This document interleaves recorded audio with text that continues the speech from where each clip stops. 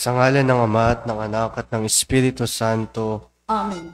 Ang anghel ng Panginoon ay nagbalita kay Santa Maria. At siya'y naglililalang ng Espiritu Santo. Aba, Ginoong Maria, napupuno ka ng grasya, ang Panginoong Diyos ay sumasa iyo. Bukod kang pinagpala sa babaeng lahat at pinagpala naman ng iyong anak na si Jesus. Santa Maria, Ina ng Diyos, ipanalangin mo kaming makasalanan, ngayon at kung kami mamamatay. Amen. Narito ang alipin ng Panginoon. Maganap nawa sa akin ang ayon sa wika mo. Aba, Ginoong Maria, napupuno ka ng grasya, ang Panginoong Diyos ay sumasa iyo.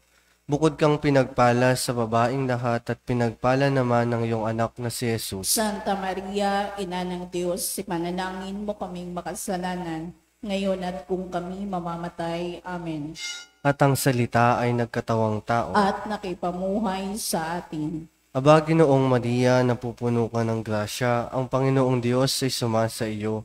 Bukod kang pinagpala sa babaeng lahat at pinagpala naman ng iyong anak na si Jesus. Santa Maria, Ina ng Diyos, ipanalangin mo kaming makasalanan, ngayon at kung kami mamamatay. Amen. Panalangin mo kami, o Santang Ina ng Diyos, Nang kami maging dapat makinabang sa mga pangako ni Kristo. manalangin tayo. Panginoon naming Diyos, kasihan mo nawa ang aming mga kaluluwa sa iyong mahal na grasya, at yayamang dahilan sa pamamagitan ng anghel, ay nakilala namin ang pagkakatawang tao ni Jesucristong anak mo. Pakundangan sa mahal na pasakit at pagkamatay niya sa krus, papakinabangan mo kami ng kanyang pagkabuhay na maguli sa kadakilaan sa langit. Sa pamamagitan ni Jesucristong aming Panginoon. Amen. Luwalhati sa Ama at sa Anak at sa Espiritu Santo. Kapara nung unang-una, ngayon at magpakailanman, magpas sa walang hanggan. Amen. Sa ngalan ng Ama at ng Anak at ng Espiritu Santo. Amen.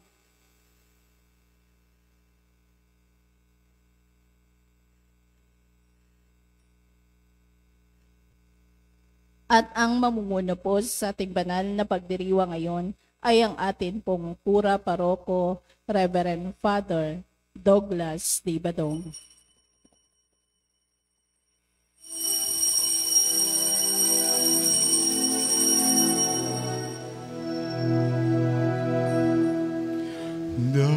Dakilang pag-ibig saan man manahan, Diyos ay naroon, walang alinlangan.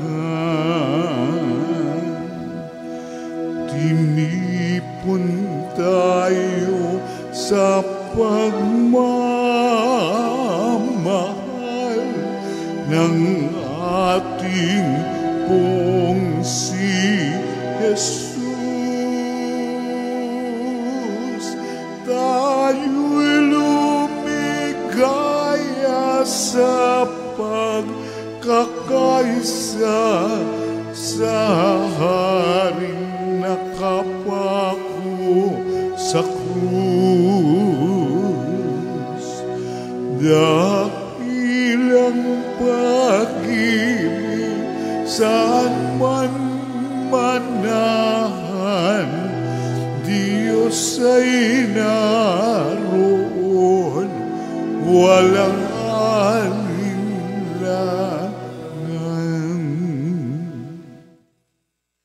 Sa ngalan ng Ama at ng Anak at ng Espiritu Santo. Amen. Ang pagpapala ng ating Panginoong Jesucristo, ang pag-ibig ng Diyos Ama, at ang makikipagkaisa ng Espiritu Santo, naway sumainyong lahat. At sumaiyo rin. Ngayon po ay pinagdiriwang natin ang kapistahan ng luklukan ni Apostol San Pedro. Mga kapatid, tinipon tayo bilang mga kaanib na angkan ng Diyos, kaya dumulog tayo sa maawaing Panginoong napapatawad ng lubos. Sinugong tagapagpagaling sa mga nagsisisi, Panginoon, kaawaan mo kami. Panginoon, kaawaan mo kami. Dumating na tagapag-anyayang mga makasalanay magsisi, Kristo, kaawaan mo kami. Kristo, kaawaan mo kami. Nakaluklok ka sa kanan ng Diyos Ama para ipamagitan kami Panginoon, kaawaan mo kami. Panginoon, kaawaan mo kami. Kaawaan tayo ng makapangyarihang Diyos. Patawarin tayo sa ating mga kasalanan at patnubayan tayo sa buhay na walang hanggan. Amen.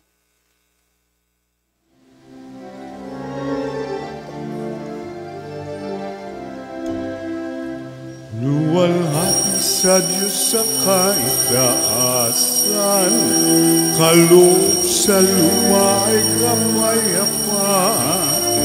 Pinupuri ka at ipinagdarangal, sinasamba ka dahil sa dakilang kalwalhatian. Panginoon naming Diyos, Hari ng langit, Amang makapangyarihan, Panginoong Jesucristo, tunglanak ng Diyos, Kordero ng Ama, ikaw nag-aalis ng mga kasalanan ng sanlibutan. Tanggapin mo ang aming kahilingan, ikaw na naluluklok sa kanang Ama. Maawa ka sa amin, ikaw lamang ang banal, Panginoong Jesucristo, kasama ng Espiritu, sa luwalhati ng Ama. Amen, Amen, Amen.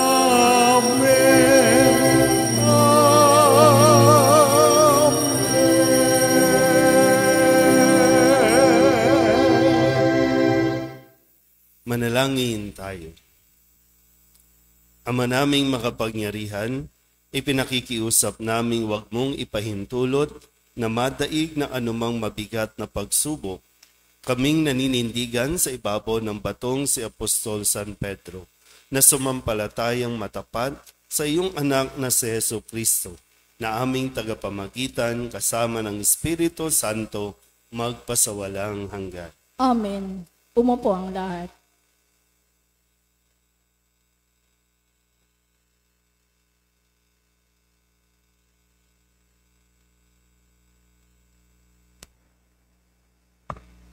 Pagbasa mula sa unang sulat ni Apostol San Pedro.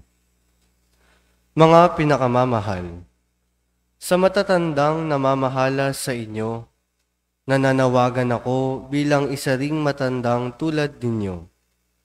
Nasaksihan ko ang paghihirap ni Kristo at makakahati naman ako sa karangalang nalalapit ng ipahayag. Ipinamamanhik kong alagaan ninyo ang kawang ipinagkatiwala sa inyo ng Diyos. Pamahalaan ninyo ito ng maluwag sa loob, hindi napipilitan lamang, sapagkat iyan ang ibig ng Diyos. Gampanan ninyo ang inyong tungkulin, hindi dahil sa masakim na paghahangad ng pansariling kapakinabangan, kundi sa katuwaang maglingkod. Hindi bilang Panginoon ng inyong mga nasasakupan, kundi bilang uliran ng inyong mga kawan. At pagparito ng Pangulong Pastol, ay tatanggap kayo ng maningning na koronang di kukupas kailanman. Ang salita ng Diyos. Salamat sa Diyos. Salmong tugunan ang atin pong itutugon.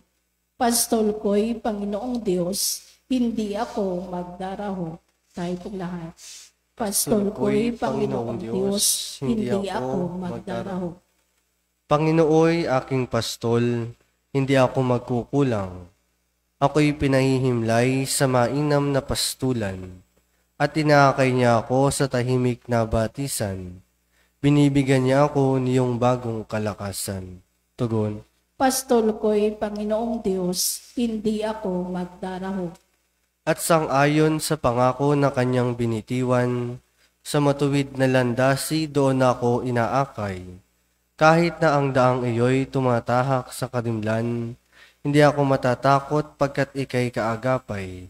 Ang tugkod mo at pamalo, ang gabay ko at sanggalang. Tugon. Pastol ko'y Panginoong Diyos, hindi ako magdaraho.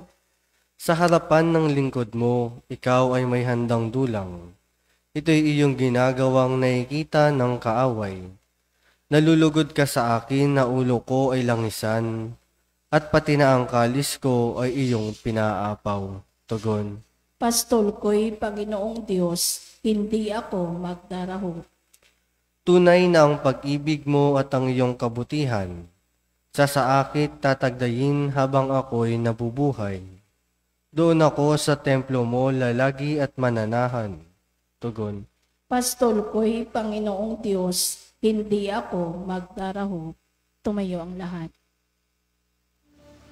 Wika mo'y aming diringin, wika mo'y aming susundin,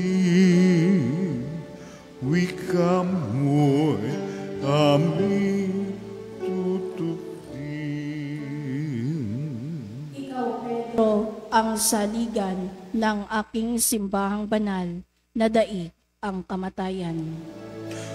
Wika mo'y aming diringin, wika mo'y aming susundin, wika mo'y aming tutupin.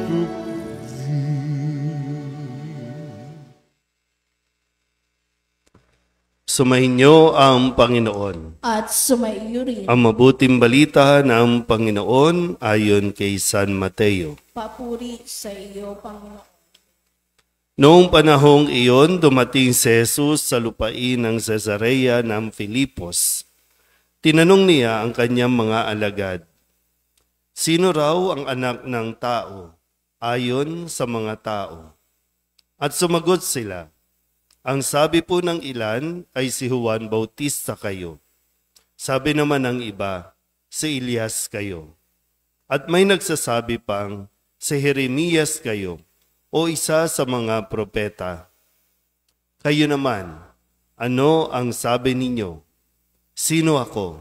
Tanong niya sa kanila. Sumagot si Simon Pedro, kayo po ang Kristo, ang anak ng Diyos na buhay. Sinabi sa kanya ni Jesus, mapalad ka, Simon, anak ni Jonas, sapagkat ang katotohanan ito'y hindi inihayag sa iyo ng sino mang tao, kundi ng aking amang nasa langit. At sinasabi ko naman sa iyo, ikaw ay Pedro, at sa ibabaw ng batong ito ay itatayo ko ang aking simbahan, at hindi makapananaig sa kanya, kahit ang kapangyarihan ng kamatayan. Ibibigay ko sa iyo ang mga susi ng kaharian ng langit.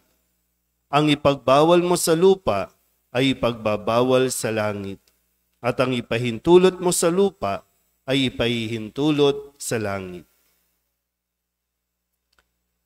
Ang mabuting balita ng Panginoon. Pinupuri ka namin, Panginoong Jesucristo. Isang magandang umaga po sa inyong lahat. Ngayon po ay Huwebes ng unang linggo ng 40 araw na paghahanda at ngayon ay kapisahan ng luklukan ni Apostol San Pedro, yung luklukan o the chair of Saint Peter. Sa ating pong ebanghelyo, narinig natin ang panimula ng pagtatalaga kay Pedro bilang leader ng simbahan na itinatag ni Jesus. Ito yung isa sa mga naririnig natin o dapat nating isinasagot. Sino ang nagtatag ng ating simbahan? Karamihan yung mga simbahan na naririnig natin may mga pangalan at ina-acknowledge ito sa mga tao. Pero sa atin malinaw na bagamat ibinigay kay Pedro ang susi, ibinigay kay Pedro ang pamamahala sa simbahan, pero hindi si Pedro, hindi ang tao ang nagtatag ng ating simbahan, kundi si Jesus. Malinaw po ba? Yan. Kaya pag tinanong, sino ang nagtatag ng simbahang Katolika? No? Itong ating ngayon na kung saan tayo kaanib. So, walang iba kundi si Jesus. At sa ating pong ebanghelyo, no, narinig pa rin natin na ang pagkilala ni Pedro kay Jesus ay isa ring, kumbaga, nangangahulugan na ito ay may kaakibat na responsibilidad. Kaya nga tinanong ni Jesus itong mga alagad, sino ako ayon sa mga tao? At ngayon, sino ako para sa inyo? Kayo na madalas kong nakakasama, araw-gabi, nakakasamang kumain, ano ang pagtingin ninyo sa akin? Kailangan yung mas malinaw, yung mas malalim, yung mas personal. Kaya nga ipinahayag ni Pedro, no? Ikaw po ang Kristo. At sinabi ni Jesus na dahil sa ipinagkaloob ng Ama na siya ay makilala. Kaya ito na po, no, ang ating ipinagdiriwang ngayon. Si San Pedro, yung kanya pong, yung luklukan na nagre-represent na kanya pong katungkulan sa simbahan. Si San Pedro ang pinakauna na tinatawag nating Santo Papa. Ipinasa ang katungkulang ito hanggang sa panahon natin ngayon na si Saint Francis na kumakatawan sa buong simbahan. Kaya kapag siya po ay nakaluklok doon sa katedral, doon sa katedra, no, yung chair, ay tinuturing natin na hindi ito magkakamali, yung tinatawag na infallible. Na anuman ang kanyang ipahayag, ito ay sa tulong ng Espiritu Santo. Ang panawagan sa atin, tayo na mga miyembro ng simbahan ay makiisa. Sa history o sa kwento ng ating simbahan, may mga taong na dumarating sa punto na humihiwalay sa ating simbahan dahil ayaw nilang pasakop sa pamamahala ng Santo Papa. At kapag ayaw ng mamahala o ayaw pasakop, bumubuo ng sariling simbahan. Ganon ang nangyayari, ganon ang nagiging kwento ng atin pong simbahan. Kaya ngayon panawagan mismo ni San Pedro, no, sa ating unang pagbasa na sa mga, no, pinagkakatiwalaan, no, na mamahala sa simbahan, ang kanyang pakiusap ay alagaan ng mabuti ang kawang ipinagkakatiwala ng Diyos sa kanila. Pamahalaan ito ng maluwag sa loob at hindi napipilitan lamang. Isang katungkulan na mabigat na responsibilidad. Kaya nga patuloy natin, no, na ipagdasal ang ating Santo Papa. Tao rin yan, tao pa rin yan, no, na kailangan ng suporta, kailangan ng lalo tigit, no, ng dasal dahil hindi madali ang pamamahala sa buong simbahan. Napakalaki. Kung kaya't ang Santo Papa, no, ay nagtalaga din ng mga tinatawag nating obispo sa bawat lugar o sa bawat bansa para mas madali na mapamahalaan, maging katuwang, no, ang mga obispo ay nagiging katuwang ng Santo Papa. At kapag dating naman, no, sa bawat bansa, sa bawat diocese o archdiocese, nagtatalaga ng ang Santo Papa ng obispo at ang obispo naman ay nagtatalaga ng mga pari sa mga parokya. So, ganyan yung nagiging daloy natin, no? Pero ang bawat isa, ang bawat simbahan ay kaisa ng simbahang pinamamahalaan o kung nasaan ang Santo Papa. Kaya kapag may sinabi o mayroong binitawan, ipinadalang mga sulat, ito ay kailangan natin na suportahan at tanggapin. Hindi po pwedeng pipiliin lang natin kung ano yung sinabi o kaya naman magre-rebelde tayo kapag sa tingin natin ay salungat o ayaw nating sumunod dito. So may authority na ipinagkaloob sa Santo Papa at ang otoridad na ito ay galing pa kay Jesus. Ganon tayo pinag-iisa at ganon tayo nananatiling iisang simbahang Katolika na nakaugat pa sa mga apostol. Kaya patuloy natin nawa na ipagdasal ang simbahan. Pagdasal niyo po pagdasal natin ang mga tao na itinalaga sa bawat simbahan. At nawa, maihatid namin bilang mga pari ang mensahe, lalo tigit ang mukha ni Kristo na nagpapahayag ng kanyang pag-ibig at awa sa lahat. Amen?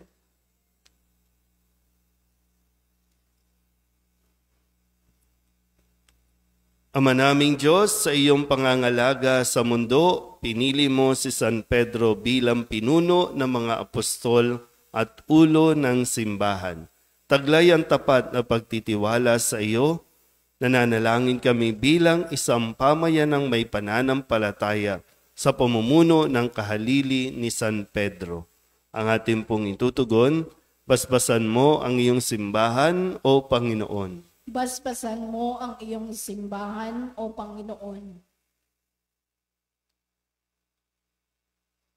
Ang ating Santo Papa Francisco, ang kahalili ni Pedro, naway gamitin ang kanyang kapangyarihan sa diwa ng paglilingkod. Manalangin tayo sa Panginoon. Basbasan mo ang iyong simbahan, O Panginoon.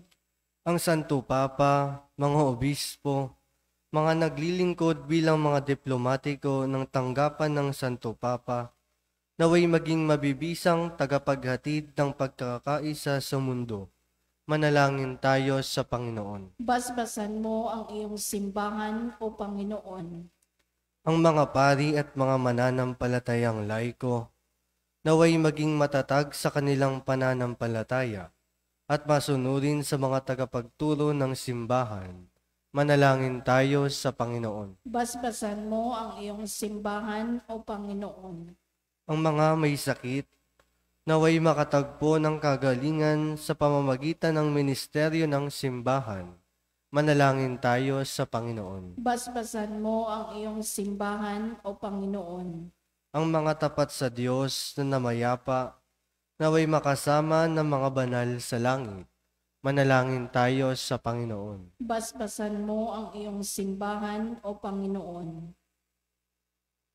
Dulog din natin sa Panginoon ang ating mga personal na kahilingan at mga panalangin para sa ating mga pamilya. Kasama din ang mga kahilingan ng mga nanonood sa online.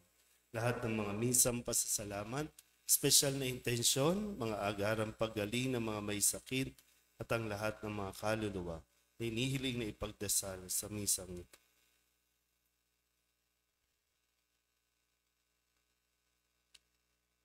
Ang lahat ng ito inihiling namin sa ngalan ni Kristong aming Panginoon. Amen. Umupo ang lahat.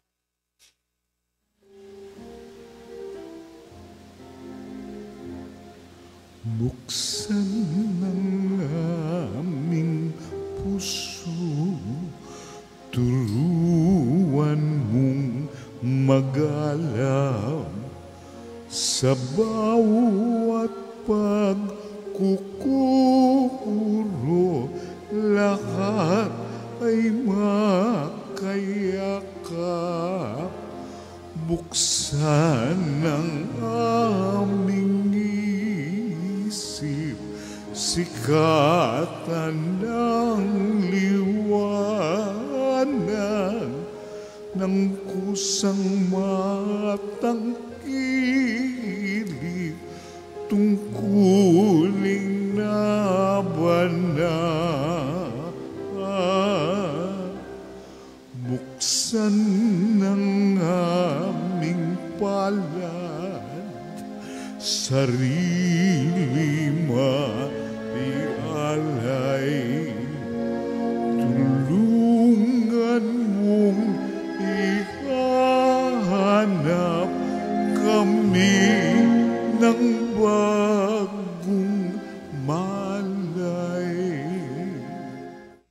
Manalangin Sumayin kayo mga kapatid upang paghahain natin ay kalugdan ng Diyos amang makapangyarihan. Tanggapin nawa ng Panginoon itong paghahain sa iyong mga kamay, sa kapurihan niya at karangalan sa ating kapakinabangan at sa buong sambayanan niyang banal. Ama naming lumikha, paunlakan mo ang pagdulog ng simbahang naghahain at dumadalangin upang sa pagtataguyod ni San Pedro bilang pastol, kami makarating sa iyong pamanang walang maliw, na siyang hantungan ng pananampalatayang itinuro niya sa amin sa pamamagitan ni Jesucristo, kasama ng Espiritu Santo, magpasawalang hanggan. Amen.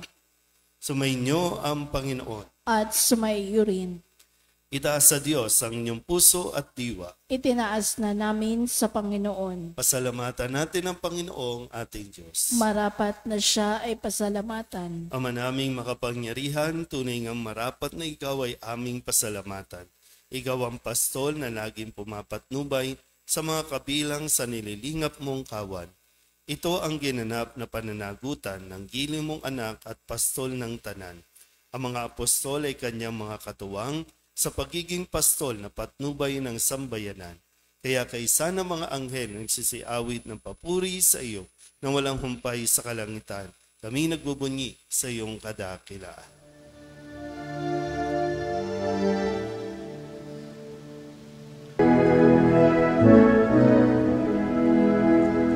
Santo, Santo, Santo, Panginoong Diyos na makapangyarihan, napupuno ang langit at lupa ng kalwalhatian mo.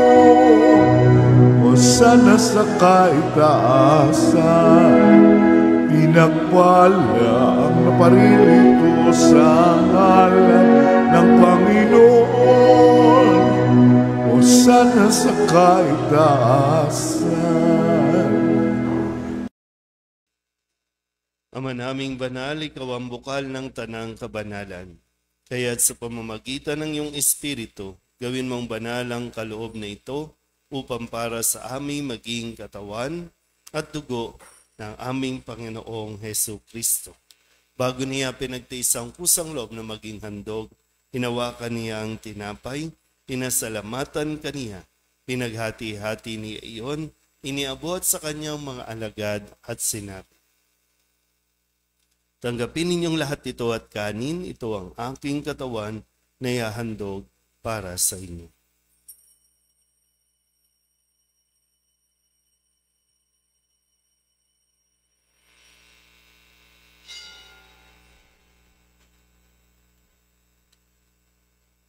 Ngayon din naman na matapos ang hapunan, hinawakan niya ang kalis, muli kaniyang pinasalamatan. Iniabot niya ang kalis sa kanyang mga alagad at sinap. Tanggapin ninyong lahat ito at inumin. Ito ang kalis ng aking dugo, ng bago at walang hanggang tipan. Ang aking dugo na ibubuhos para sa inyo at para sa lahat, sa ikapagpapatawad ng mga kasalanan. Gawin ninyo ito sa pag-alaala sa akin.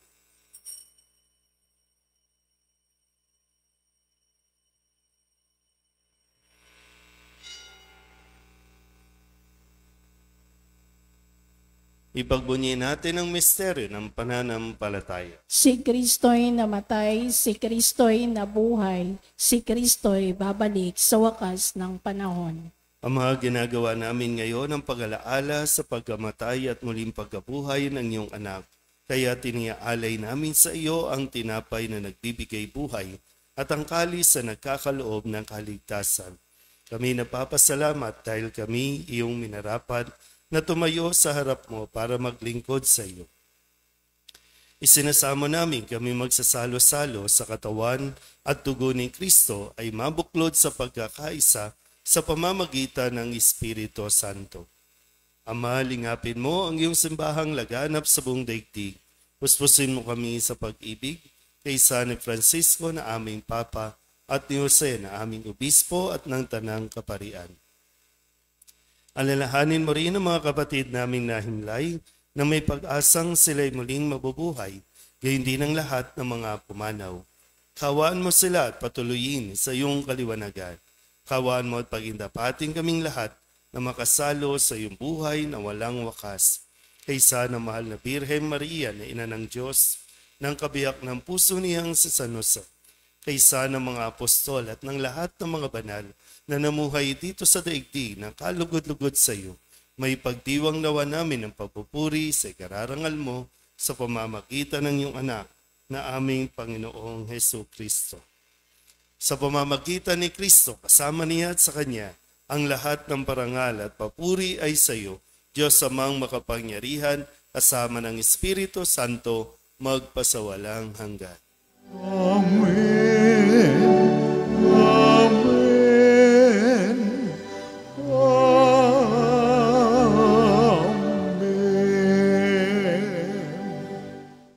Sa tagubili ng mga nakagagaling na utos at turo ni Jesus sa Panginoon natin na Diyos, ipahayag natin ang lakas loob. Pater noster, qui es in celis, sanctificetur nomen tuum, adveniat regnum tuum, fiat voluntas tua, sicut in cielo et in terra. Panem nostrum quotidianum da nobis hodie, et debite nobis debita nostra, sicut et nos dimitimus debitoribus nostris,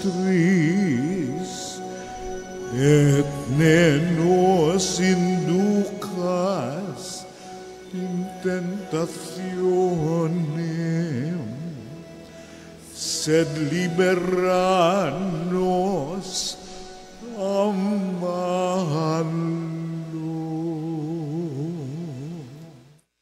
Inihiling namin kami iadya sa lahat ng masama, pagkalooban ng kapayapaan araw-araw, iligtas sa kasalanan at ilayo sa lahat ng kapahamakan, samantalang aming pinananabikan ang dakilang araw ng pagpapahayag ng tagapagligtas naming sa Jesucristo. Sapagkat iyo ang kaharian at ang kapangyarihan at ang kapurihan magpakailanman. Amen. Panginoong Jesucristo, sinabi mo sa iyong mga apostol, kapayapaan ang iniiwan ko sa inyo, ang aking kapayapaan ang binibigay ko sa inyo. Tunghayan mo ang aming pananampalataya at huwag ang aming mga pagkakasala. Pagkalooban mo kami ng kapayapaan at pagkakaisa ayon sa iyong kalooban, kasama ng Espiritu Santo, magpasawalang hanggan. Amen. Ang kapayapaan ng Panginoon ay laging sumainyo. At sumaiyo rin. Mabigayan po tayo ng kapayapaan sa isa't isa.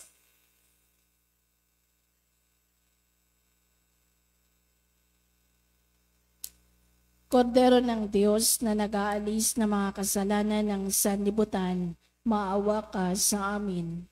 Kordero ng Diyos na nag-aalis ng mga kasalanan ng sanlibutan, maawa ka sa amin. Kordero ng Diyos na nag-aalis ng mga kasalanan ng sanlibutan, ipagkaloob mo sa amin ang kapayapaan. Lumuhod ang lahat.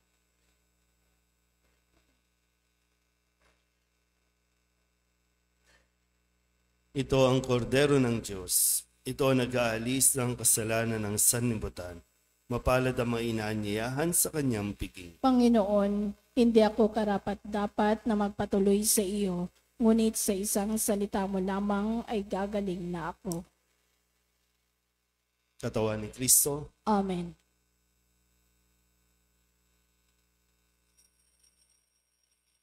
Diba, Jesus ko, ikaw ang buhay ng kaluluwa at katawan. Walang katulad na kaligayahan ang sa puso'y nararamdaman.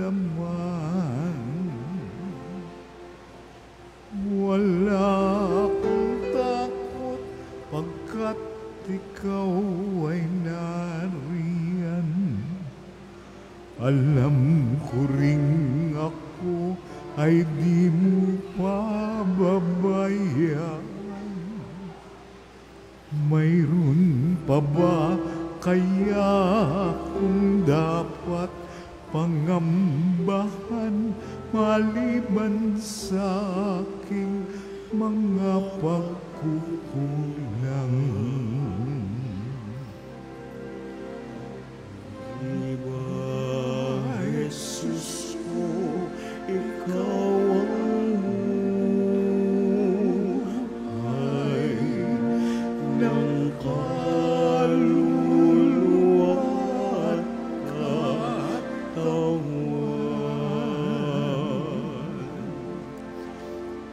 Walang katulad na kaligayahan ang sa puso'y nararamdaman.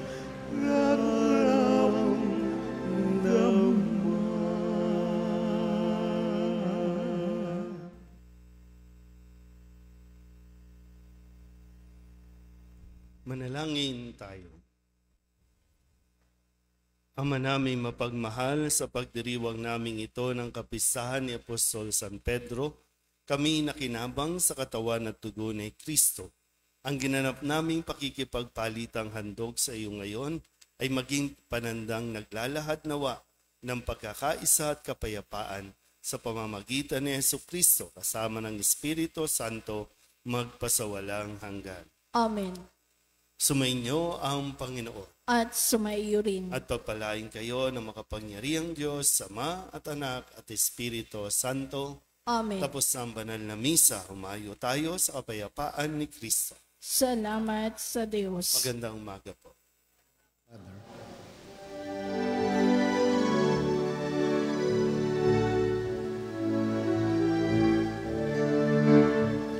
Walang sinuman ang nabubuhay para sa sarili lamang.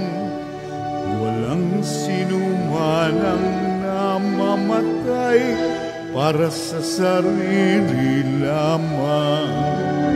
Tayong lahat ay may pananagutan sa isa't isa. Tayong lahat ay tinipon ng Diyos na kapiling niya. Sa ating pagmamahalan at paglilingkod sa kanino man, tayo ay nagdadala ng balita ng kaligtasan. Tayong lahat ay may pananagutan sa isa't isa. Tayong lahat ay tinipon ng Diyos na kapiling